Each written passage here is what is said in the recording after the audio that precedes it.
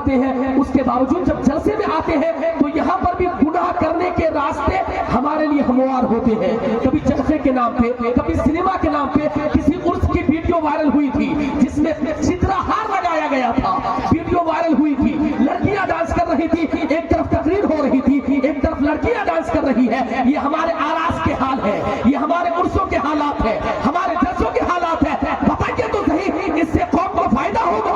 ہرگز فائدہ نہیں ہوگا. اس لیے اب علاقے والوں کو ضرورت ہے کہ آپ کا جلسہ ان برائیوں سے پاک و صاف ہو. میں چال ملک والوں سے بھی کہنا چاہوں گا کہ اللہ کے واسطے قبر کا خوف کر کے، مصطفیٰ کا خوف کر کے، رب کا خوف دل میں بسا کے آئندہ ساتھ جب جلسہ کرے تو یہ چرچے والوں کو منع کر دے.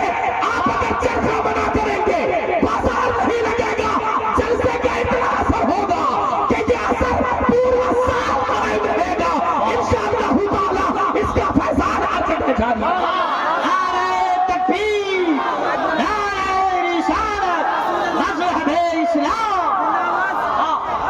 ایسا نہیں ہو سکتا ہے کہ کمیٹی والے بیٹھ کے بات کریں کہ اس بار چرخہ کو لانے کی اجازت نہیں دی جائے گی، اس بار کسی شاپنگ دکان کو لانے کی اجازت نہیں دی جائے گی، منیاری کی دکانوں کو آنے کی اجازت نہیں دی جائے گی. ضرورت کے تحت کھانے پینے کی چند دکانیں آ جائیں، باقی ساری دکانوں کو روک دیا جائے، میلے ٹھیلے کو روک دیا جائے، بلکہ وہی پیسے کوئی ترقی اور تعمیری کام کے لیے خرچ کیے جائیں. اگرچہ آپ کا مدرسہ سرکاری مدرسہ ہے کہ ایسا نہیں ہو سکتا کہ اس سرکاری مدرسے میں عالم تک کی پڑھائی ہو، حافظ کی پڑھائی ہو، یہاں پہ مفتی تک کی پڑھائی ہو. کیا آپ کا ادارہ ایک بہترین ادارہ نہیں بن سکتا؟ کیا آپ کے ادارے میں اصلی تعلیم اچھے طریقے سے نہیں ہو سکتی ہے؟ اب کمیٹی والوں کو بھی چاہیے کہ آپ لوگ خدا کا خوف کرتے ہوئے اپنے جلسوں کا انعقاد کریں، جلسوں کے معیار کو بہتر کرنے کی کوشش کریں، ورنہ یوں ہی آپ کے پیسے برباد ہوتے چلے جائیں گے. ضرورت ہے اب چاہے کہیں کا بھی جلسہ ہو، میں تو اس لیے بدنام ہوں کہ امیر الدین مائک پہ آ کے کچھ بھی بول دیتا ہے،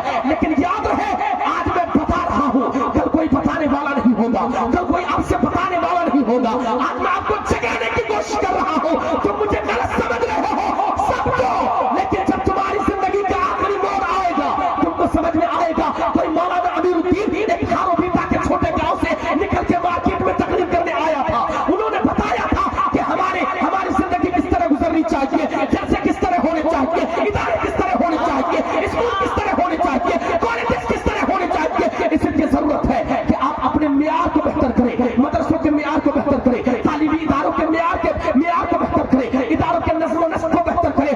ضرورت ہے کہ اب جہاں بھی جلسہ ہوتا ہے اس جلسے کے تحت ترقی والا کام ہو، تعمیر والا کام ہو، اسکول کی تعمیر ہو، مدرسے کی تعمیر ہو، ادارے کی تعمیر ہو. آپ لوگ ایسے جلسوں میں بڑھ چڑھ کے چندہ دیجیے. چال میرے والوں کو بول کے کہ آپ ایک ادارہ قائم کیجیے جہاں پہ عادت کی بڑائی ہو. ہم صرف آپ کو 10-20 نہیں بلکہ ہزاروں روپے کا چندہ دیں گے. انشاءاللہ تعالی تمہارا ادارہ چلے گا، علاقہ ترقی کرے گا.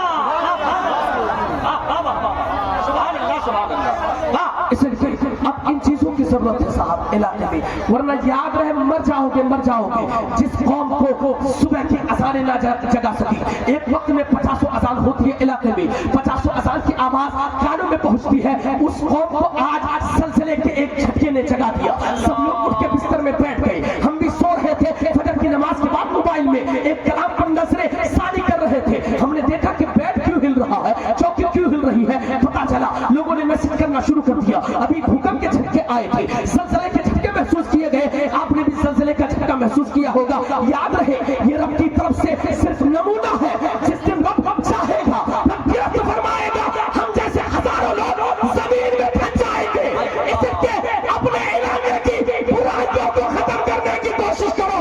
علماء صرف ساتھ نہیں دیں گے بلکہ اپنا پیسہ بھی لگائیں گے، اپنا سب لگائیں گے. پھر علاقہ آگے بڑھتا ہوا نظر آئے گا، علاقہ ترقی کرتا ہوا نظر آئے گا.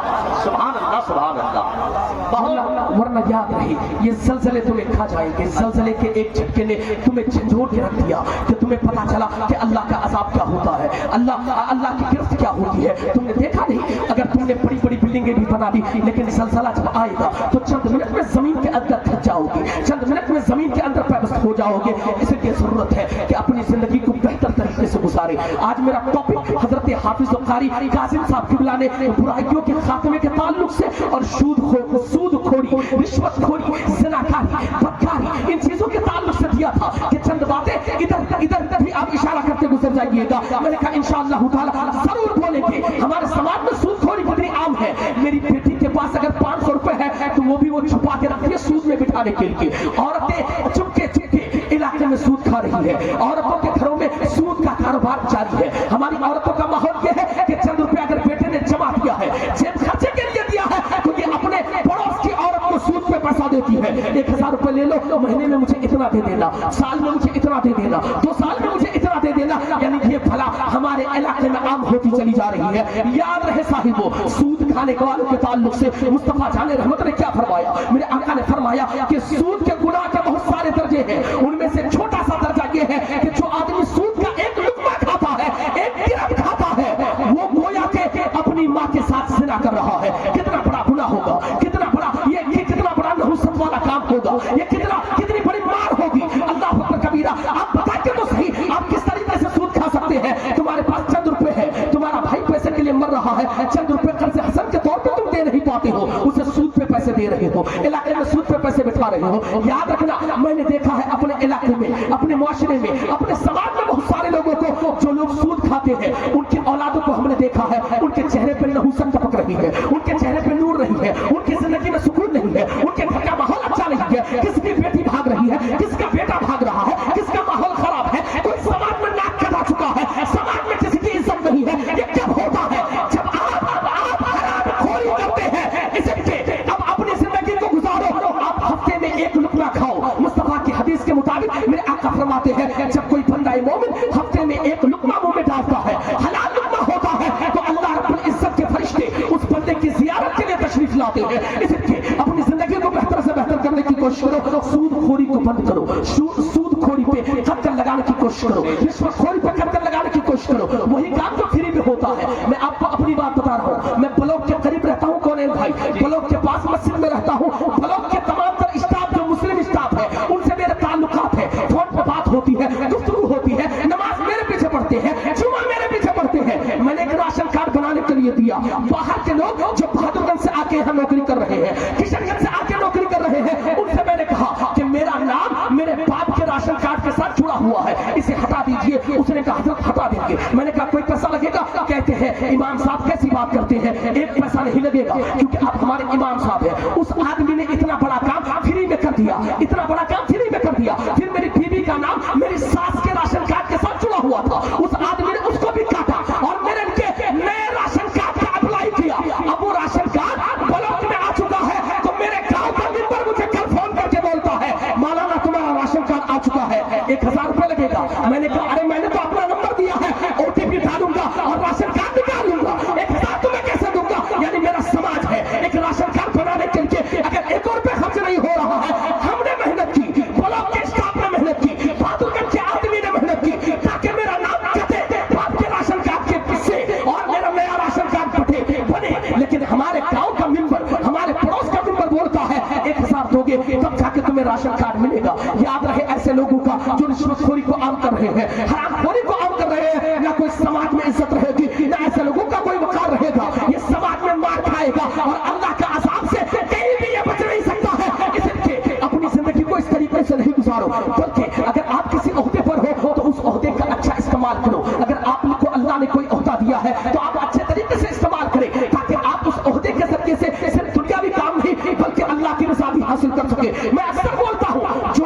जो हमारे ओहदेदारान मिंबर रसूल पे आके कभी कभी लेक्चर देते हैं, कभी कभी भाषण देते हैं, कभी कभी गुफ्तगू करते हैं कि फला काम ये हो जाना चाहिए, फला ये काम हो जाना चाहिए, लेकिन जीतने के बाद वो नजर तक नहीं आते हैं। मैं अक्सर जब मैं बोला करता हूँ, ऐसे लोगों को पकड़िए और इलाके के माहौल की तब्दीली में इन लोगों का ताउन चाहिए। इनको कहिए कि देखिए हमारे यहाँ की मस्जिद है, यहाँ पे इमाम साहब है, इमाम साहब 5000 में रहते हैं, लेकिन आप एक इमाम साहब का इंतखाब करते जिनकी तनख्वाह 10,000 होगी। आप अगर जीत जाएंगे 5 साल तक विधायक रहेंगे, 5 साल तक आप समिति रहेंगे, 5 साल तक आप मेंबर रहेंगे। आप उनकी तनख्वाह का इंतजाम करें। इस तरीके से आप औरों के जरिए से भी दीन की खिदमत कर सकते हैं। कभी खुदा करके भी ये काम करके तो देखो, दुनिया में भी मुस्कुराओगे, मरने के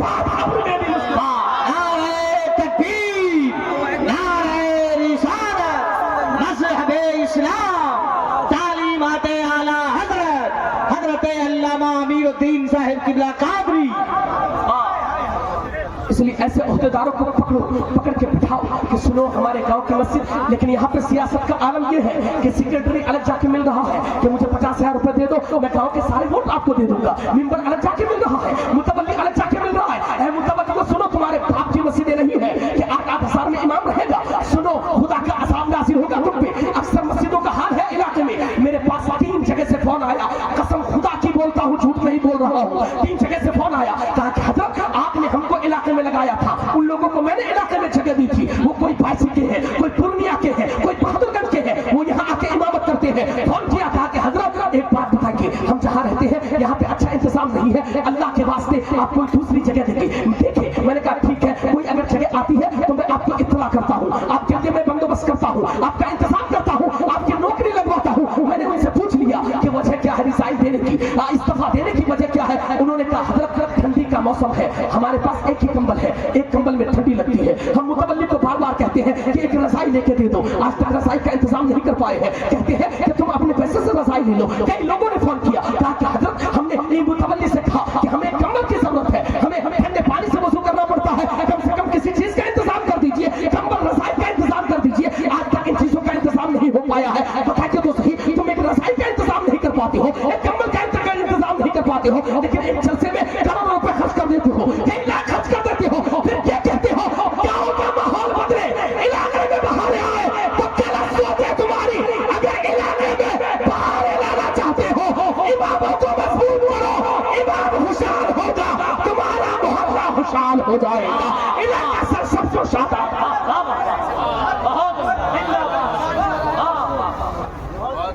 اب دیکھیں تو صحیح، کب تک یہ امام فری میں آپ کی ڈیوٹی کرتے رہیں گے؟ یہاں بھاگا دوڑی، وہاں بھاگا دوڑی. بہت پہلے بھی کہا تھا میں نے کہ مکتب کو مضبوط کرنے کی ضرورت ہے. میں نے سپورا کے جلسے میں بھی کہا تھا کہ بنیادی جو 2 درسگاہیں ہیں ہماری اولادوں کی، ہماری وہ 2 درسگاہوں میں سے ایک ماں کی گود ہے اور ایک ہمارے گاؤں کا مکتب ہے.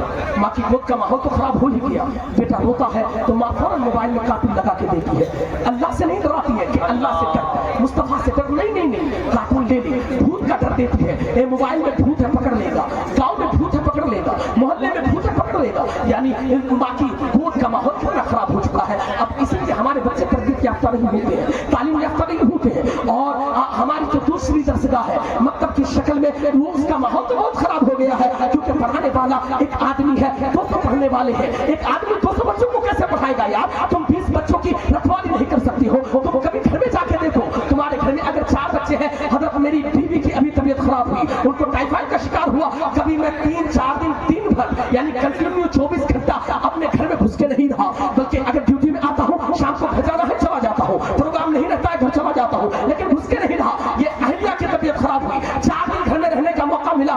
واللہ بتا رہا ہوں 3 بچوں کو سنبھالنا اتنا مشکل ہے، پتہ نہیں عورتیں کیسے سنبھال لیتی ہے. کبھی تم نے سوچا 3 بچوں کو سنبھالنا کتنا مشکل، 2 بچوں کو سنبھالنا کتنا مشکل. ایک مکتب میں پڑھانے والا، 5,000 روپے تنخواہ پانے والا، جن کے ذہن میں ٹینشن ہے، جن کے ذہن میں بیٹی کی شادی کا بھوت سوار ہے، جن کے ذہن میں بیٹے کی پرورش کا بھوت سوار ہے، جن کے ذہن میں یہ بھی ہے کہ بچوں کی پرورش کون کرے گا. پوری ماں گھر میں سو رہی ہے، باپ بوڑھا ہے، کمانے کے لائق نہیں ہے، زمین نہیں ہے، جائیداد نہیں ہے، 5,000 روپے تنخواہ مل رہی ہے، میلاد میں کوئی بلاتا نہیں، جلسے میں کوئی بلاتا نہیں، فاتحے میں کوئی بلاتا نہیں. اس آدمی کا حال کیا ہوگا؟ وہ تمہارے بچوں کو کیسے پڑھائے گا؟ وہ 50 بچوں کو، 150 بچوں کو، 200 بچوں کو کیسے تعلیم دے سکتا ہے؟ ہرگز نہیں دے پائے گا. اس لیے اگر تعلیم کے لیے تم چاہتے ہو کہ تمہارے گاؤں کا مکتب بہتر ہو، تعلیمی اعتبار سے اس کا ماحول اچھا ہو، اس کا معیار اچھا ہو، تو تمہارے مکتب کے جتنے اساتذہ ہو وہ تعلیم یافتہ ہو، وہ تعلیم یافتہ ہو، وہ مستند ہو، وہ معتبر ہو، علمی لیاقت کے مالک ہو، علمی صلاحیت کے مالک ہو، ان کی تنخواہ بھی معقول ہو. انہیں کہتے ہیں حضرت آپ کو 8 نہیں بلکہ 15,000 روپے دیں گے، آپ 24 گھنٹہ میرے بچوں کو ٹائم دیجیے، آئیے ایک ٹائم مدرسے میں پڑھائیے، 5 وقت نماز پڑھاتے ہیں پڑھا دیجیے، اور فاتحہ درود وغیرہ میں بھی شرکت کرتے رہے.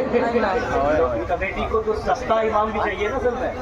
ہاں انشاءاللہ تعالیٰ وہ بھی بولیں گے ہم سستا امام کس طریقے سے ہم کو چاہیے ہوتا ہے. میں یہ عرض کر رہا تھا کہ ہم کیا کر رہے ہیں آخر، آپ ہی بتائیے تو صحیح. اللہ اکبر کبیرہ، ایک آدمی 200 بچوں کو کیسے پڑھا سکتا ہے؟ کیا ہمارے سماج میں اتنی لوگوں کے اندر عقل سلیم نہیں ہے کہ ایک مولوی صبح فجر کے بعد سے لے کے 10 بجے دن تک چڑھتی دھوپ تک وہ مدرسے میں چھوٹے چھوٹے بچوں کی طرف اپنا ذہن مبذول کر کے ان کو تعلیم سکھا رہا ہے؟ ان کا حال کیا ہوگا؟ ان کا ذہنی توازن کس قدر بگڑ گیا ہوگا؟ بچوں کو سنبھالتے سنبھالتے کبھی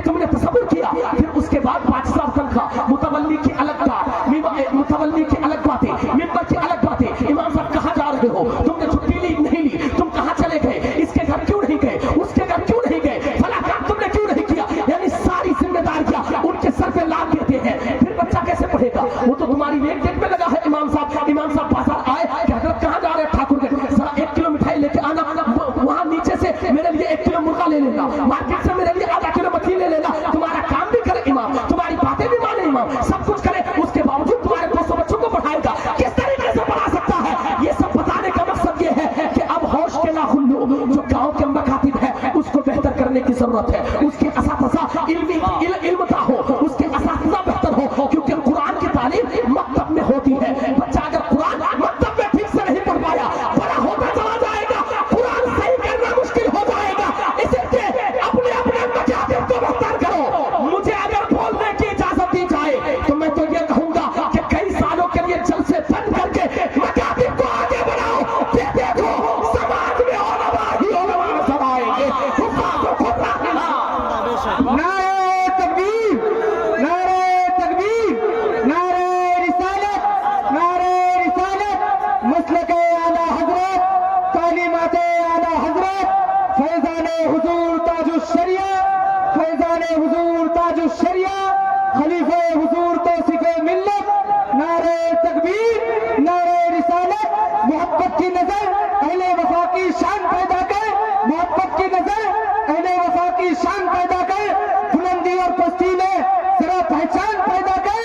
न हो माहौल से मायूस कि दुनिया खुद बना अपनी, नए कश्ती नए आंधी नए तूफान पैदा कर। मजा है मरने जीने का, हम मुसलमानों को खतरों के दामन में, दिलों में हौसले और हौसलों में जान पैदा कर। इसलिए जरूरत है साहब होश के नाखुन लेने की। जिस तरीके से आप जलसों के लिए कमेटी बनाते हो, कमेटी की तश्कील करते हो, मैंने कई जलसों में कहा, ऐसा नहीं है कि मुझे तकरीर नहीं आती है, अल्हम्दुलिल्लाह तकरीरें तो बहुत आती है अल्हम्दुलिल्लाह। ऐसा नहीं है, ये मत सोचिएगा अमीरुद्दीन को तकरीर नहीं आती है, लेकिन ये सब बातें बताने का मकसद ये होता है कि कौम बेदार हो जाए, कौम जाग जाए। कब तक खाबे खरगोश के मजे लेते रहेगी ये कौम, मैं जगाना चाहता हूँ। इसलिए जिस तरीके से जलसों के लिए कमेटी की तश्कील करते हो, क्या तुम अपने मकातिब के लिए कमेटी की तश्कील नहीं कर सकते? 20 लोग खड़े हो जाओ और खड़े होने के बाद क्यों नहीं कह सकते कि आज हमारे गांव में मकतब की तामीर करेंगे। ये 20 लोग हम अपने जेब से चंदा देंगे, मार्केट से चंदा लेंगे, दिल्ली से चंदा करेंगे, हम लुधियाना से चंदा करेंगे, पंजाब में पैसा कमाते हैं वहां जाके चंदा करेंगे, लेकिन अपने मकतब के लिए करेंगे। जलसा के लिए तुमने बहुत चंदा किया, कभी मकतब के लिए चंदा करके देखो। ये मकतब जब तक कायम रहेगा तब तक तुझे भी सवाब मिलेगा, चंदा देने वाले को भी सवाब। ऐसा नहीं हो सकता है क्या मकतब चालू करो, मुहिम की शुरुआत कर दी जाए कौन भाई? मकतब चालू करो, मुहिम की शुरुआत, मकतब चालू करो। जहां जहां मकतब नहीं है, मकतब की तामीर हो, मकतब की तौसीह हो, वहां मकतब बनाए जाए, वहां का तालीमी निज़ाम बेहतर किया जाए। ये आप कर सकते हो, वरना जैसे हम जाहिल रह गए, आप जाहिल रह गए, हमारे बच्चे, आपके बच्चे वैसे ही जाहिल रह जाएंगे। किसी का जनाजा होगा बस मुंह तकते रहेंगे, इमाम साहब क्या कह रहे हैं, अल्लाह अकबर के बाद हाथ उठा रहे हैं या नीचे गिरा रहे हैं, ईद में जाएंगे तकते रहेंगे, इमाम साहब क्या बोलेंगे, अभी क्या पढ़ेंगे, यानी कुछ पता नहीं होगा। मुर्दे को कफन पहनाने के वक्त झगड़ा होता है कि किस तरीके से पहनाया जाए, कफनी कहाँ दी जाए, चादर कहाँ दी जाए, सीनाबंद कहाँ दिया जाए, चूलबंद कहाँ दिया जाए, लुंगी कहाँ रखी जाए। ये झगड़े नहीं होंगे, ये झगड़े इसलिए होते हैं कि हमने तालीम ठीक से हासिल नहीं की है, हमारे मकतब ठीक नहीं है। पहले मकतब में नहीं होता था, जो लोग 60 साल की उम्र के यहाँ पे मौजूद है, 55 साल की उम्र के लोग मौजूद हैं, उनसे पूछो क्यों पहले मकतब में गुलसिता बोस्ता पढ़ाया जाता था, शरह जामी की तालीम होती थी। अल्लामा ताहिर साहब कहेंगे हाँ शरह जामी की तालीम मकतब में होती थी, मकतब में बड़ी बड़ी किताबों की तालीम होती थी, कुतूरी मकतब में पढ़ाया जाता था, हिदाया मकतब में पढ़ाया जाता था, शरह जामी लुहमीर पंजगन, ये सारी चीजें मकतब में पढ़ाई जाती थी। अब क्या हुआ, मकतब में बस अली पा तक हम महदूद रह गए, इमाम साहब को हमने बस अली पा पढ़ाने के लिए रखा है। नहीं यार, कल अगर गवर्नमेंट की तरफ से तुम्हारे जो इदारे चल रही हैं उस पर अगर बुरी नजर पड़ गई तो क्या करोगे? ये घर का मकतब है, इसे कोई बंद नहीं कर सकता है, क्योंकि तुम कमरे में चलाओगे, मस्जिद में चलाओगे। इसलिए इन मकातिब को बेहतर से बेहतर बनाने की कोशिश करो। अपनी कौम को अगर तुम तालीम याफ्ता देखना चाहते हो, तरबियत याफ्ता देखना चाहते हो, और मैं ये नहीं कहता कि तुम सिर्फ दीनी तालीम दो, बल्कि दीनी तालीम के साथ साथ असली तालीम से भी अपने बच्चों के सीने को मुनव्वर करो। जरूरत है कि आपका बच्चा वकील बने, आपका बच्चा डॉक्टर बने, आपकी शरीयत जाके आपके ऊपर कोई केस हो, आपका कोई मुसलमान वकील आपके साथ खड़ा होने के लिए नहीं मिलेगा। जो ताकतवर हो, जो इल्मी दबदबा रखता हो, जो कानून का हो, जो कानून शिकन भी हो, जो लोगों के बच्चे मरोड़ना जानता हो, जो जवाब देना जानता हो, ऐसा तुम्हारे पास वकील नहीं, ऐसा डॉक्टर नहीं। एक तो बन भी जाए तो रिश्वतखोरी करता है, अस्पताल में जाके कहता है कोई मरीज आए, कोई लेडी आए, कोई प्रेग्नेंट महिला आए तो इसको मेरे पास भेज देना, 20% तुम्हें ऑपरेशन का पैसा मिल जाएगा। कोई अगर मुसलमान बन जाता है तो रिश्वतखोरी में मुलविस हो जाता है, वकील बन जाता है रिश्वतखोरी में मुलविस हो जाता है। ये हमारे समाज का हाल है। ये इसलिए होता है कि तुमने वकील तो बनाया था लेकिन मुस्तफा का नौकर नहीं बनाया था, मुस्तफा का गुलाम नहीं बनाया था, मुस्तफा का दीवाना नहीं बनाया था, मुस्तफा की सीरत नहीं पढ़ाई थी, तालीम मुस्तफा नहीं दी थी। इसलिए मैं अक्सर बोला करता हूँ अपने बच्चों को सब कुछ पढ़ाओ, उनको वकील बनाओ, डॉक्टर बनाओ, इंजीनियर बनाओ, प्रोफेसर बनाओ, सब कुछ बनाओ। साथ ही साथ उनके हाथ में मुस्तफा की सीरत की एक पतली किताब जरूर देना ताकि तुम्हारा बेटा डॉक्टर के साथ साथ मुस्तफा का गुलाम बन के जिंदगी गुजारे। नबी का दीवाना बन के बहुत उम्दा, जिंदाबाद। जी हाँ, बड़ी अच्छी बात अल्लामा मुफ्ती ताहिर साहब ने कही। हमारे घर में मेरी मस्जिद के पास की बात है यार, मैं ट्यूशन नहीं पढ़ाता, मैंने कभी ट्यूशन नहीं पढ़ाया। एक आदमी था, बहुत मोहब्बत करता था, अभी उनकी बहुत तबीयत खराब है, अल्लाह उनको शिफा दे। वो हर दिन जब भी मेरे पास नमाज पढ़ने आते, हुजूर खाली पढ़ा दीजिएगा, थोड़ा पढ़ा दीजिएगा, बस महीना नहीं, आपको जब टाइम मिले। मैंने कहा मैं यार प्रोग्राम वाला आदमी हूँ, इतना भी खाली नहीं रहता हूँ जितना तुम समझते हो। प्रोग्राम होता रहता है यार, प्रोग्राम जब होता है ना तो फिर कहीं जाने का दिल नहीं करता है। रात का जगा हुआ आदमी सुबह सोना चाहता है, फजर की नमाज पढ़ के मदरसा पढ़ा के सोना चाहता है, सुबह के बाद सोना चाहता है, क्योंकि थोड़ा सा टाइम मिलता है तो वो जहन को फ्रेश करना चाहता है। क्योंकि बार बार आप नींद कज़ा करेंगे, बार बार जगे रहेंगे तो तबीयत खराब होने का अंदेशा रहता है। इसलिए आदमी को रेस्ट चाहिए होता है। लेकिन मजबूरी में उसने मुझे सेलेक्ट किया, मैं मना कर रहा था लेकिन मजबूरन में हाँ भर दिया। चंद दिन मैंने पढ़ाया, लेकिन मैंने मालूम किया उनके घर जब जाने लगा, उनके बच्चे पीकू में पढ़ रहे थे, वहां पे 9,000 रुपए महीना दे रहा है। और उसके बाद मैंने मालूम किया आप उनको तो 9,000 दे रहे हैं, लेकिन उनके घर में पीकू से एक स्टाफ आता था पढ़ाने के लिए, पीकू स्कूल से एक मास्टर आता था। मैंने कहा इनको कितना देते हैं? कहते हजरत 2 बच्चे हैं, 5,000 रुपए महाना लेके जाते। अल्लाह अकबर कबीरा। एक मौलवी कुरान पढ़ाने के लिए आए, 30 दिन बिला नागा पढ़ाए। ये तो स्कूल के टीचर कितनी छुट्टियां कर लेते हैं, बिला नागा पढ़ाए तो 200 रुपए देने के लिए तैयार नहीं है। फिर ये कौन कहती है कि हम अल्लाह के अज़ाब से बच जाएंगे? नहीं यार, अज़ाब इलाही से बचना है। कुरान की तालीम को आप करो, अपने बच्चों को तालीम दो, पैसे खर्च करो, दुनिया जैसी भी गुजरेगी, मरोगे, कब्र में जाओगे, मुस्तफा कहेंगे मेरा गुलाम आ गया है, मेरा चाहने वाला दीवाना। क्या तुम 200 रुपए खर्च नहीं कर सकते हो, 500 रुपए खर्च नहीं कर सकते हो, ट्यूशन नहीं दे सकते हो अपने बच्चों को? एक मौलवी साहब आके पढ़ाएंगे, ट्यूशन सिखाओ कि इनको नमाज सिखा दो, इनको रोजे के बारे में बताओ, इनको मसाइल बताओ, इनको ज़कात के बारे में बताओ, इनको बताइए कि कुरान कैसे पढ़ा जाता है, तजवीद क्या चीज़ है, नमाज जनाजा क्या चीज़ है, ये सारी चीज़ें बताओ। कफन पहनाने का तरीका, कब्र में उतारने का तरीका, मिट्टी देने का तरीका, ये सारी चीज़ें। बाकी का मसला हमें तो मालूम ये है कि पैर में पेशाब लग गया तो हम नापाक हो गए, लेकिन मुफ्ती ताहिर साहब से पूछिए नापाक हुए कि नहीं हुए? पैर में पखारा लग गया हम नापाक हो गए, कितनी ठंडी हम नहाने चले गए। क्यों हम नापाक खुद को तसव्वुर करते हैं? क्योंकि हमने मसला समझा नहीं है, हमने निजासत का बयान पढ़ा नहीं है, निजासत के बारे में जाना नहीं है, इसलिए हम ऐसा करते हैं। नहीं, अगर जानना है तो आपको दीन से जुड़े रहने के लिए मुस्तफा की शरीयत के करीब होना पड़ेगा, मदारिस के करीब होना पड़ेगा। ये लोग, ये दुनिया वाले नहीं चाहते हैं कि तुम मुस्तफा के गुलाम बन के रहो, क्योंकि मुसलमानों को उस वक्त मिटाया जाता है जब इनके दिल से मुस्तफा का इश्क छीना जाता है, तब ये मुसलमान बर्बाद होता है, तब ये मिटता है। अगर इसके दिल में इश्क नबी है तो ये आपको नहीं बल्कि ये तो अपनी नस्लों को भी कुर्बान करने के लिए तैयार हो जाते हैं। इसलिए मुखालिफिन जानते हैं मुसलमानों को बर्बाद करना है तो इसके सीने से इश्क रसूल को निकालना पड़ेगा, तालीम और तरबियत का माहौल बर्बाद करना पड़ेगा, तालीम की फिजा को मसमूम करना पड़ेगा, तब जाके मुसलमानों को मिटाना मुमकिन है। इसलिए आपको आपकी तालीम से, इस्लामी तालीम से दूर किया जा रहा है। इसलिए जरूरत है कि आप दीन की तालीम से करीब हो जाए, अपने उलमा के करीब, हुफ्फाज के करीब, उलमा के करीब, ये गाँव समाज के उलमा के करीब हो जाएंगे। इनकी ताज़ीम और तकरीम, इनकी इज्जत, इनका अदब और एहतराम, इनका ख्याल रखिए, इनकी ताज़ीम कीजिए, इनसे मसाइल सीखते रखिए। इंशाअल्लाह ताला तुम्हारी जिंदगी में भी बहारें आएगी, कब्र की गोद में भी बहारें बातें आती हुई नजर आएगी, हर जगह कामयाब व कामरान होते हुए नजर आओगे। ये चंद बातें थी, मेरे दिल का दर्द था, ये कोई तकरीर नहीं थी। तकरीर तो ऐसी होती है कि हम आपके सामने बैठ जाएं, कुरान की बातें मुकम्मल तौर पे बयान करें, हदीस की बातें मुकम्मल तौर पे बयान करें। तकरीर उसे कहते हैं कि मुस्तफा जाने रहमत की जिंदगी का कोई बात ले ले और लेके उसे तफसील तलब गुफ्तगू बना दे,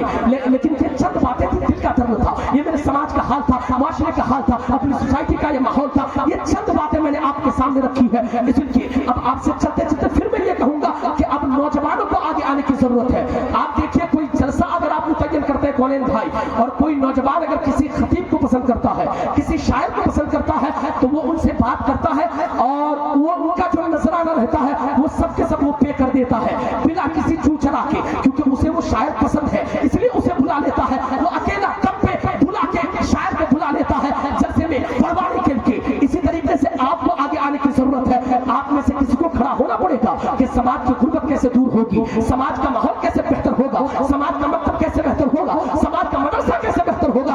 आप लोगों को आगे आने की जरूरत है। अजमत वालदैन कॉन्फ्रेंस सजाने वालों, इसमें आने वालों, अपने घर और माशरे का जायजा लो।